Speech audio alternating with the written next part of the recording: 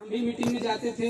हमारी इच्छा रहती थी कि जहाँ कोई भी अच्छी बात मिले वहाँ बैठो, सुनो, धुनो, फिर उसके बाद कुछ न कुछ करो, क्योंकि ये कर्म प्रधान देश है।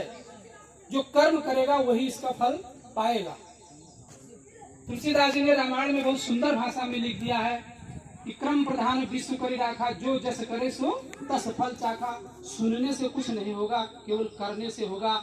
इतने लोग आए हैं, केवल एक लोग अपने मन में ठान लें कि जिस प्रकार से योजनाओं की जानकारी दी जा रही है, जिस प्रकार से विधियों को बताया जा रहा है, उस प्रकार से केवल हम करके दिखाएंगे। तो हमारे अंदर हमेशा कुछ न कुछ करने की ललक थी।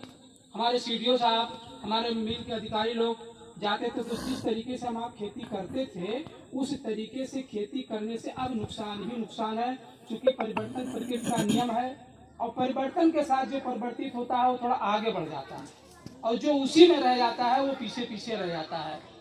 तो जिस तरीके से हम खेती लोग करते आ रहे हैं उस तरीके से खेती में केवल नुकसान ही नुकसान है। उसमें लागत न लागत लगाया, कितना खाद लगाया, कितना पानी लगाया, केवल वो करता ही जाता है। अंतिम में होता क्या है कि 50 कुंटल 60 कुंटल के आसपास हो रह जाता है। अगर गन्ना किसान 50 कुंटल से नीचे पैदा करता है तो हमेशा माइनस में रहेगा, उसके लिए ऊपर बढ़ने का कोई ऑप्शन नहीं है। इसलिए हमारे वैज्ञानिकों ने इस पर शोध किया, शोध करके नई नई विधियां निकाली। अब उन विधियों को अपनाने से हम आप आगे बढ़ सकते हैं। इसी कड़ी में रही बात बुआई की, पेड़ी प्रबंधन की, सिंचाई की, हम लोग सब काम करते हैं, लेकिन थोड़ा समय का ध्यान न रखते हुए काम करते हैं। क्योंकि आज लोग भी गन्ना बो रहे हैं। अब हम देखते हैं तो हमें हंसी आती है कि भाई तुम अब गन्ना क्यों बो रहे हो? 15 से 20 दिन के बाद बरसात चालू होगी, जब तक वो जमा लेगा तब तक पानी बरस जाएगा, फिर आपका सारा बिया खाद सब बेकार चला जाएगा, उसमें फायदा आपको कुछ नहीं मिलेगा।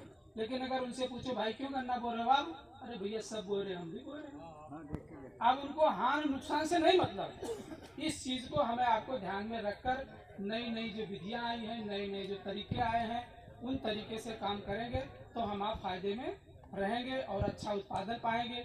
पहले जिस तरीके से गन्ना बोया था हम भी उसी तरीके से बोते थे। हमारे